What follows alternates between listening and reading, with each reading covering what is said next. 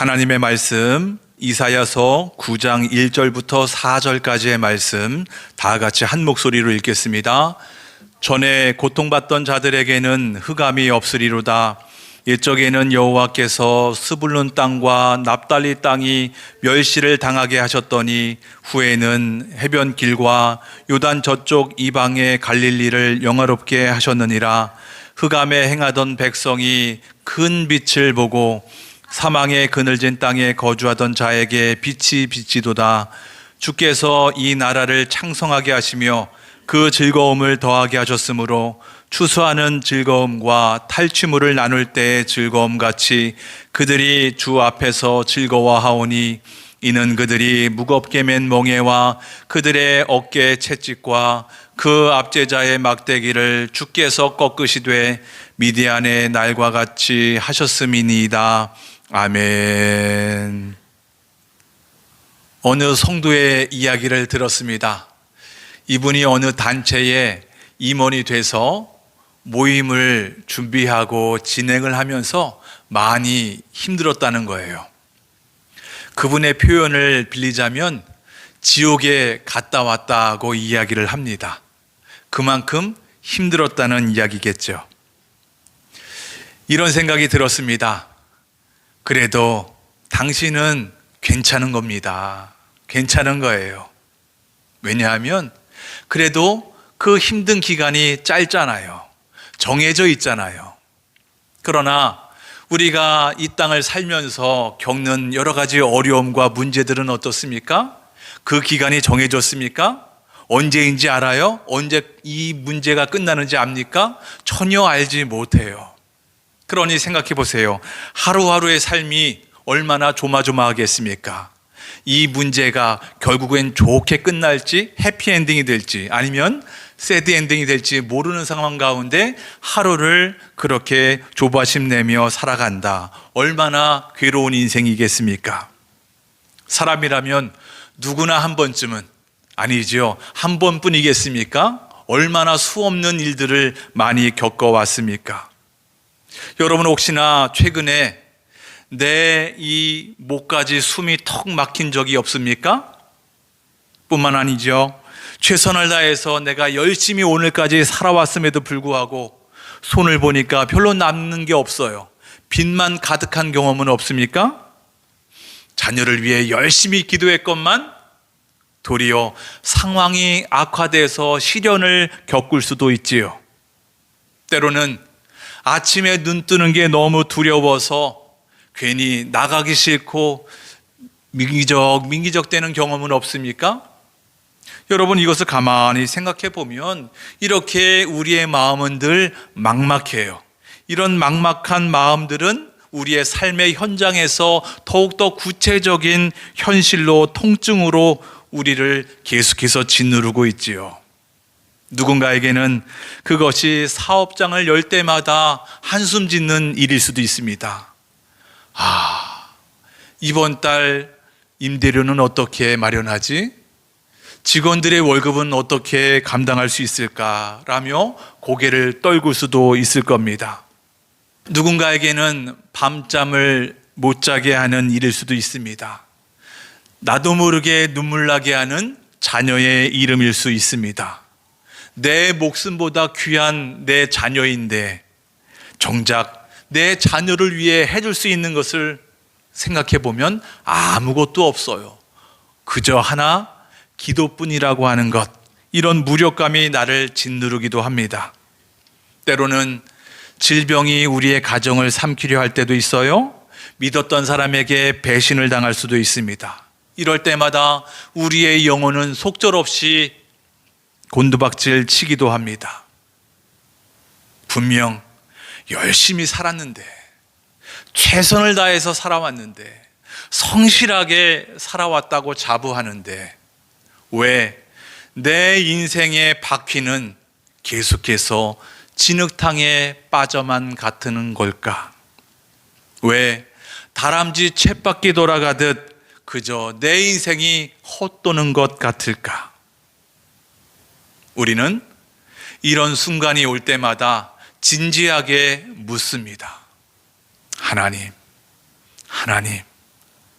나의 상황을 보고 계신가요?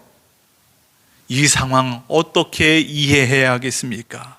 주님, 제 인생에도 다시 해 뜰 날이 오겠습니까? 오늘 본문에 등장하는 이스라엘 사람들의 형편이 우리와 똑같은 것 같아요. 여러분, 지도를 볼까요? 오늘 본문에 등장하는 이 본문의 배경이 되는 곳이 저 이스라엘의 북쪽 갈릴리 지역입니다. 구체적으로 말하면 여러분 보시는 것처럼 빨간 동그라미가 스불론 지파와 납달리 지파가 있던 그 북쪽 지역 이름이죠. 그 일대에서 일어난 일입니다. 이곳은 외적의 침입이 있을 때마다 가장 먼저 피를 흘려야 하는 곳이었습니다. 특히 우리 성경의 역사 가운데 가장 많은 영향을 끼쳤던 군대가 어디였었죠? 아시리아라고 하는 거대한 제국이 쳐들어왔을 때 이 사람들은 속수무책으로 짓밟혔습니다. 사랑하는 내 아들이 포로로 끌려가야 했고요, 내가 평생 땀 흘려 일군 포도원이 순식간에 쑥대밭이 되어야 했습니다.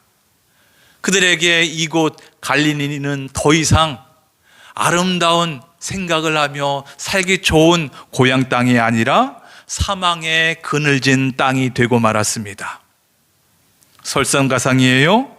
저 남쪽 예루살렘 사람들은 이쪽 사람들을 향해서 단순히 갈릴리 사람이다 라고 이야기하지 않고 이방의 갈릴리 사람이다 라고 이야기를 했다는 거예요. 오늘 본문에서도 이야기해주고 있지 않습니까? 이 명칭, 이방의 갈릴리라고 하는 이 명칭 속에는 당시 갈릴리 사람들이 감당해야 했던 피눈물 나는 서러움이 담겨 있습니다. 당시 이 남쪽 사람들에게 이 갈릴리 사람은 어떤 사람입니까? 이미 저 사람들은 유대인이 아니야, 정체성을 잃어버린 사람들이야, 변절자들이야 라고 찍혀 있었지요. 왜 그렇습니까? 여러분, 지도에서 보는 것처럼 이 북쪽 지역은 북쪽 저 위쪽에 있는 다른 이방 나라들과 국경을 같이 하고 있지 않습니까? 그러다 보니까 자연스럽게 피가 섞이기도 했고요, 이방 문화가 스며들기도 했습니다. 이런 모습을 보며 저 남쪽의 예루살렘의 종교 지도자들은 이야기합니다. 저 사람들 참 불쌍하구나, 얼마나 아프냐, 우리가 좀 도와줄까 라고 하는 위로가 아니라 오히려 손가락질하기 바빴다는 거예요. 봐라, 너희들 하나님을 제대로 섬기지 않으니까 그런 꼴을 당하는 거야. 이방 사람들과 섞여 살더니 봐라, 너희들 그 끝이 뭐냐? 이제는 더 이상 유대인도 아니잖아, 이방인이잖아. 너희들은 하나님께 버림받은 거야. 너희들은 이제 끝이야 라고 하는 냉소가 담긴 비난뿐이었습니다. 보세요, 갈릴리 사람들은 이중의 고통을 겪은 거죠. 밖으로는 아시리아라고 하는 군대의 칼날에 몸이 찢겼습니다. 안쪽으로는 동족의 유대인들이 무시를 했어요. 냉대를 마음껏 쏟아 부으니까 이 사람들의 마음이 갈갈이 찢긴 것이죠. 아무도 그들에게 편이 되어주지 않았습니다. 예루살렘으로부터 버림받았고 하나님께도 잊혀진 것 같은 땅이 되고 말았습니다. 바로 그곳이 오늘 본문이 말하는 흑암의 땅, 이방의 갈릴리였습니다. 어떻습니까? 우리가 인생을 사노라면 우리가 사는 동안 육체적인 고통을 당하는 것보다 더 무서운 것이 있어요. 바로 내 옆 사람의 비난이에요. 눈초리입니다. 뿐만 아니죠, 나 스스로 그래, 나는 별 볼 일 없는 사람이야, 내 인생은 끝났어 라고 하는 영적인 절망입니다. 여러분, 혹여나 이 자리에 앉아 계신 분 중에 또는 영상으로 함께하는 분들 가운데 그래, 맞다, 지금 내 형편이, 지금 내가 이방의 갈릴리처럼 느껴진다라고 생각하시는 분이 계실 수도 있겠습니다. 괜히 내 옆에 있는 사람이 나에 대해서 수군거리는 것 같아요. 야, 쟤 별로야, 쟤 저렇게 잘못하니까 인생이 꼬이는 거 봐라. 오히려 믿었던 공동체에서 위로를 받기는커녕 비난받기 일쑤입니다. 그러니 자연스럽게 나 자신도 나 자신에 대해서 좋은 마음, 긍정적인 마음을 갖기가 어려워요. 그래, 나는 형편없는 사람이 맞아. 그러니 나는 회복되지 못할 거야. 하나님도 나를 버리셨을 거야. 정말 궁금한 게 있습니다. 과연 그렇다면 우리네 삶은 영영 소망이 없는 겁니까? 내 인생 속에는 미래가 없는 겁니까? 기대할 수 없는 겁니까? 아닙니다. 절대 그렇지 않습니다. 오늘 본문이 우리에게 아주 귀중한 증거가 되고 있습니다. 보세요. 세상은 저 갈릴리 저곳을 끝이라고 불렀습니다. 그러나 하나님은 그곳을 회복의 시작점이라고 지목하셨습니다. 예루살렘 사람들은 그들을 개처럼 취급하며 버렸습니다. 그러나 그들은 큰 빛을 보게 될 주인공으로 선택하셨습니다. 과연 이 칠흑 같은 흑암의 땅, 이곳에 어떻게 하나님의 영광이 임할 수 있었을까요? 우리 인생의 멍에를 주님께서 어떻게 꺾으시는지 오늘 본문을 통해 좀 확인해 보기를 원합니다. 오늘 본문을 통해서 이 이사야 선지자의 선포를 통해서 우리 인생의 어둠 속에 시작되는 하나님의 반전의 드라마를 확인해 보기를 원합니다. 오늘 본문 1절을 볼까요? 놀라운 선언으로 시작되고 있습니다. 1절 다 같이 시작. 전에 고통받던 자들에게는 흑암이 없으리로다. 옛적에는 여호와께서 스불론 땅과 납달리 땅에 멸시를 당하게 하셨더니 후에는 해변길과 요단 저쪽 이방의 갈릴리를 영화롭게 하셨느니라. 아멘. 어떻게 시작돼요? 전에 고통받던 자들에게는 흑암이 없으리로다. 고통받던 자들에게 흑암이 사라지리라. 그곳에 빛이, 영광이 비치리라. 여러분, 그런데 놀라운 것은 이 영광을 맛보는 순서가 기가 막힌 거예요. 여러분의 생각에는 이 하나님의 영광이, 하나님의 생명의 빛이 어디부터 비춰야 된다고 생각합니까?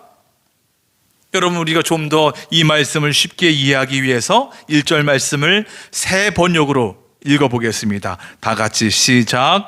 어둠 속에서 고통받던 백성에게서 어둠이 거칠 날이 온다.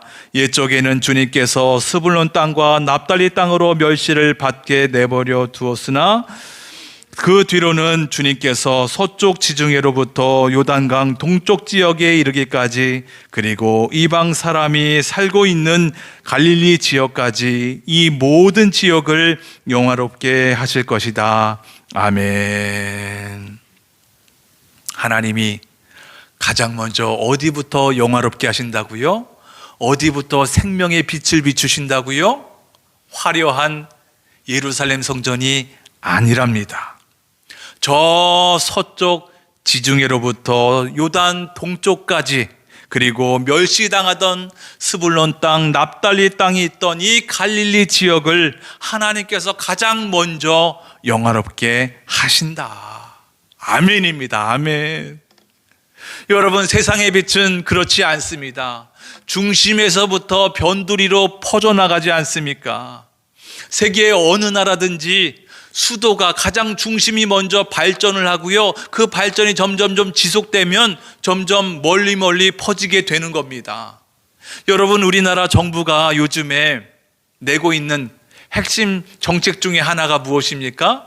지역 균형 발전이라고 하잖아요. 지역 성장을 계속해서 주장하고 있어요. 열심히 힘을 쏟고 있습니다. 왜 지역을 성장시키려고 하는 겁니까? 지금 우리나라를 보면 수도권이 너무 과밀화가 되어 있다는 거예요. 그리고 지방은 계속해서 노후화되고 계속해서 소멸된다는 거예요. 이러다 보면 우리나라가 계속해서 성장하기 어려우니까 반드시 이 지역을 살려야 되겠다는 거예요. 여러분, 근데 오늘 말씀을 보세요. 1절의 말씀을 보세요. 하번절에 다시 한번 이렇게 말씀합니다. 옛적에는 멸시를 받게 내버려 두었으나 그 뒤로는 영화롭게 하실 거다. 아멘. 여기서 중요한 게 뭐라고요? 하나님이 선택하신 순서입니다. 순서. 하나님의 빛이 가장 소외된 변두리부터 시작된다. 화려한 예루살렘 성전부터가 아니라는 겁니다. 여러분, 우리가 수십 년 신앙생활 해왔잖아요. 얼마나 많은 설교를 들었고 성경을 얼마나 많이 읽었습니까? 여러분의 지식을 총동원해 보세요. 여러분, 스불론에 대해서, 납달리에 대해서 얼마나 아십니까? 사실 생각해 보면 별로 우리 신앙생활 할 때 중요하게 여기지 않던 땅이었습니다. 않던 곳이었어요. 그냥 그저 잠깐 이름만 들을 정도였지 않습니까? 자세히 알지 못합니다. 보통 어디가 유명하죠? 저 남쪽의 남유다 두 지파였죠? 유다 지파와 베냐민 지파. 저 북쪽은 그나마 에브라임 지파가 좀 탁월하고 그래서 유명했지, 그 외 지파들은 별로 우리 기억에 없거든요. 근데 오늘 본문을 보니까요, 아주 당시의 변방이었던 보잘것없었던 이 납달리 스불론 지역을 콕 집어서 드러내고 있는 거예요. 2절에 더 명확하게 나옵니다. 읽어보겠습니다. 어둠 속에서 헤매던 백성이 큰 빛을 보았고 죽음의 그림자가 드리운 땅에 사는 사람들에게 빛이 비쳤다. 아멘. 여러분 2절 다시 보세요. 어둠 속에 헤매던 죽음의 그림자가 드리운 곳, 가장 먼저 짓밟혔던 그 아픈 땅을, 아무도 관심하지 않던 이곳을, 이 땅의 사람들을 우리 하나님은 주목하셨고 지목하셨다는 거예요. 내가 너희를 반드시 회복시켜야겠다. 내가 반드시 그렇게 할 거다. 여러분, 사실 그것은 전략적으로 가치가 없어서 버려진 게 아닙니다. 너무 전방이어서 가장 먼저 피 흘릴 수밖에 없었던 곳이었기 때문인 거예요. 그런데 오늘 하나님은 이 회복의 역사를 다시 쓰실 때에 화려한 성전이 아니라, 전략적인 어떤 중심지가 아니라, 권력의 중심지가 아니라 가장 먼저 무너졌던 바로 그 지점에서부터 다시 시작하신다는 겁니다. 이것이 바로 성경 전체를 관통하는 반전의 원리, 반전의 원리입니다. 하나님은 중심이 아니라 변두리를 주목하신다는 겁니다. 변두리를 주목하신다. 보세요. 우리 사람의 시선은 늘 풍요롭고 성공이 있는 것 같은 저 정상을 바라보고 있어요. 그러나 하나님의 시선은 가장 메마른 땅, 가장 낙후된 땅, 가장 소외된 땅, 가장 처절하게 부서진 삶의 자리에 있는 것을 봅니다. 하나님은 그곳에서부터 역사를 시작하십니다. 바로 이것이 갈릴리에서 시작된 복음입니다. 우리는 흔히 내 인생이 잘 풀리고 성공해야 하나님의 시선을 사로잡을 수 있다고 생각합니다.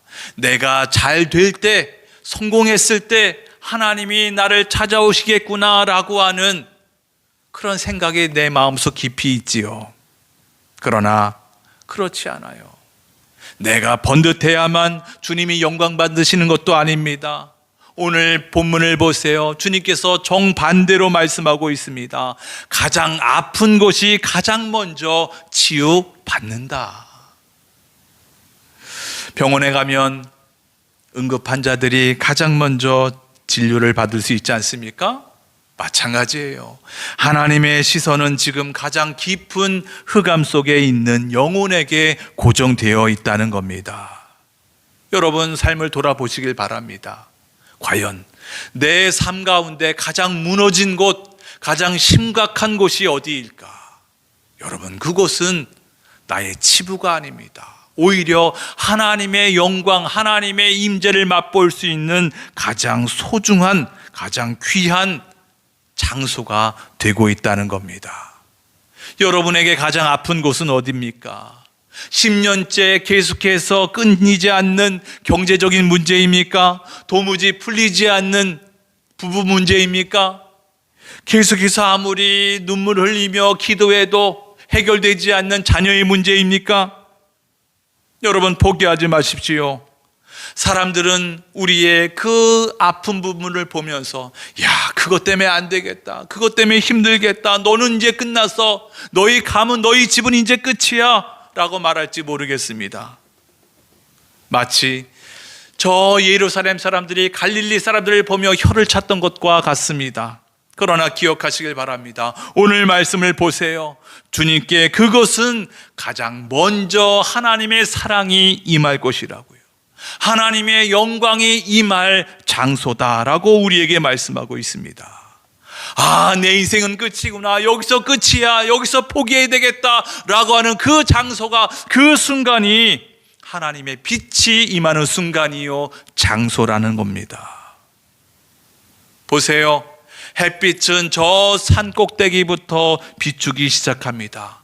그러나 비는 가장 낮은 골짜기부터 채워지고 올라오는 겁니다. 하나님의 은혜가 이런 것 같아요. 하나님의 은혜를 생각해 보면 하나님의 햇빛 같기도 하지만 낮은 곳으로부터 채워지는 생수와 같은 것입니다.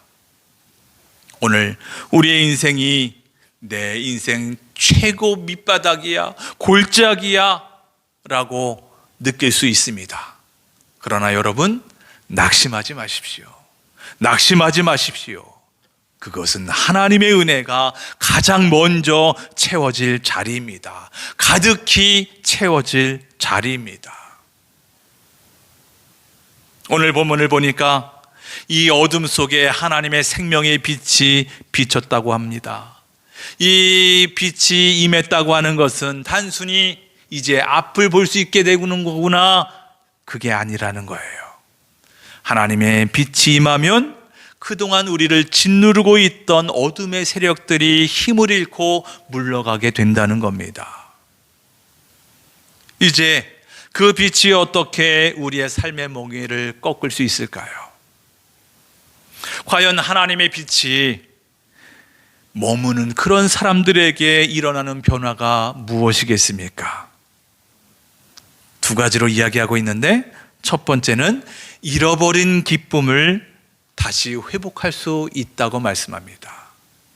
잃어버린 기쁨을 회복할 수 있다. 그 말씀이 3절에 이야기하고 있습니다. 우리 다 같이 읽어보겠습니다. 시작. 주께서 이 나라를 창성하게 하시며 그 즐거움을 더하게 하셨으므로 추수하는 즐거움과 탈취물을 나눌 때의 즐거움 같이 그들이 주 앞에서 즐거워하오니. 아멘. 본문 보세요. 주님이 오시면 가장 먼저 우리의 마음의 온도가 달라진대요. 어떻게 바뀌어요? 이 본문에 두 가지가 나오잖아요. 두 가지 비유가 나오잖아요. 첫 번째는 추수, 두 번째 탈취물을 나눌 때의 기쁨. 첫 번째 추수의 기쁨이 뭡니까? 추수가 뭐죠? 농사꾼이 봄에 눈물로 씨앗을 뿌리면 가을에 큰 열매를 맺게 되는 것, 이게 추수가 아니겠습니까? 마찬가지죠. 하나님은 우리가 흑암 속에서 흘린 눈물을 잊지 않고 계세요.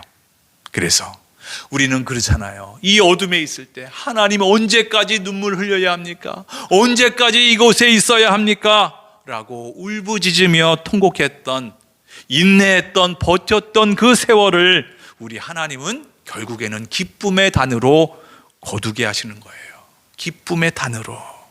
두 번째 어떤 비유가 나옵니까? 탈취물을 나눴을 때의 즐거움. 여러분, 탈취물이 뭡니까?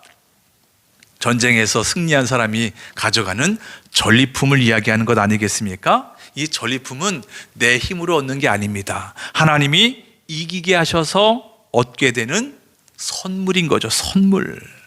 하나님이 우리에게 주시는 이 회복은 겨우 숨만 쉴 정도로 회복시켜 주시는 것이 아니라 빼앗겼던 웃음을 되찾게 해주신다는 거예요. 승리자의 당당함으로 잔치를 벌이는 회복이라고 우리에게 말씀해 주고 있습니다. 하나님이 우리에게 빛을 비추시고 그 빛이 머물면 어떤 변화가 있어요? 두 번째, 어떤 변화를 이야기하고 있습니까? 내 힘으로 절대 풀 수 없었던 이 멍에가 꺾인다는 겁니다. 멍에가 꺾인다. 4절입니다. 우리 다 같이 읽어보겠습니다. 시작. 이는 그들이 무겁게 맨 멍에와 그들의 어깨의 채찍과 그 압제자의 막대기를 주께서 꺾으시되 미디안의 날과 같이 하셨음이니이다. 아멘. 나 자신을 되돌아볼까요? 우리의 가정을 되돌아볼까요? 과연 내가 얼마나 많은 멍에를 짊어지고 있습니까? 내 삶 가운데 얼마나 어둠이 많습니까? 죄의 멍에, 질병의 멍에, 가난의 멍에, 관계의 멍에, 수많은 멍에가 있을 수 있습니다. 아무리 벗으려고 해도, 그 멍에를 벗기려 해도 절대 벗겨지지 않을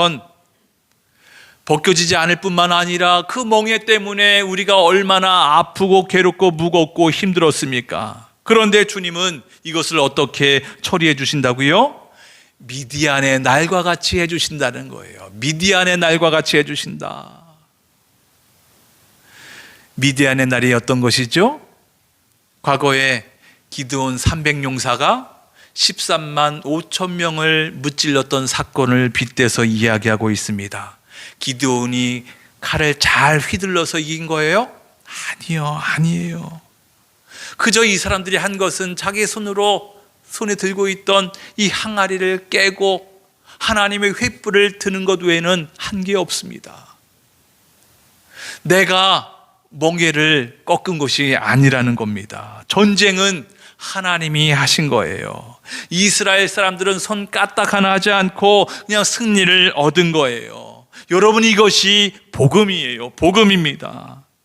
내 인생의 멍에는 내가 푸는 게 아니라 하나님이 꺾어 주시는 거예요. 그러니까 내 힘으로 내가 애써서 내 멍에를 풀려고 할 필요가 없다는 겁니다. 우리가 할 일은 뭡니까? 기드온처럼 내 안에 있는 내 자아라고 하는 항아리를 깨뜨리는 겁니다. 주님의 횃불을 드는 것뿐인 거예요. 그때 주님은 미디안의 날과 같이 우리의 인생을 압제했던 그 막대기를 단번에 꺾어 주시는 겁니다. 오늘 우리는 이 본문을 통해서 이사야의 선포를 통해서 희망을 보았습니다. 희망. 세상은 우리의 삶을 바라보면서 저 집은 이방의 갈릴리와 같구나 라며 손가락했을지도 모르겠습니다. 저 집은 가망이 없어, 내일이 없어, 기대할 게 없어, 별 볼 일 없어, 하나님께 버림받은 거야. 어쩌면 우리조차도 그런 이웃들의 시선 때문에 나 스스로에 대해서도 이 비난에 동조했을 수도 있어요. 그래, 맞다, 나는 끝이야, 더 이상 희망이 없어 라고 포기하고 싶었는지도 모르겠습니다. 하지만 우리 하나님은 단호히 말씀하십니다. 아니다, 내 삶의 어둠의 자리는 내 빛이 임할 자리다. 내 생명이, 내 사랑이 임할 자리다. 가장 먼저 임할 자리다 라고 우리에게 분명하게 말씀해 주십니다. 여러분, 이 말씀이 어떻게 구체적으로 이루어졌습니까? 수백 년 후에 하나님의 현현 우리 주 예수님이 이 땅에 오셔서 주요 활동 무대가 어디였습니까? 화려한 성전이 아니었어요? 저 북녘 땅 갈릴리 지역이었습니다. 어둠이 가득한 곳에 가장 먼저 찾아가서 빛을 비추시는 것, 이것이 주님께서 직접 이 땅에 오셔서 우리에게 보여주신 주님의 복음입니다. 주님의 복음. 그러므로 지금 나의 어깨를 누르는 멍에가 있다면 그 멍에는 나의 운명이 아니에요. 영원한 운명이 절대 아닙니다. 하나님이 오늘 본문의 미디안의 날처럼 꺾어버리실 소모품 뿐일 겁니다. 지금이 내 인생 최고의 어두운 때입니까? 바로 그때가 하나님이 일하실 때입니다. 주님의 빛으로 찬란한 우리의 인생을 기대하시기를 바랍니다. 하나님의 일하심은 이미 시작됐습니다. 그 은혜가 우리의 인생의 가장 어둠의 골짜기에 차곡차곡 채워지고 있습니다. 기대하시기를 바랍니다. 오늘을 기대하시고 내일을 기대하시길 바랍니다. 하나님께서 나의 인생을 바꾸시고 생명의 삶으로 바꾸시고 나를 통해 하나님의 나라와 의를 이루실 그 하나님의 일하심을 기대하시길 바랍니다. 그 기대함으로 하루하루 벅찬 마음으로 살아가시는 여러분과 제가 되길 주의 이름으로 축복합니다.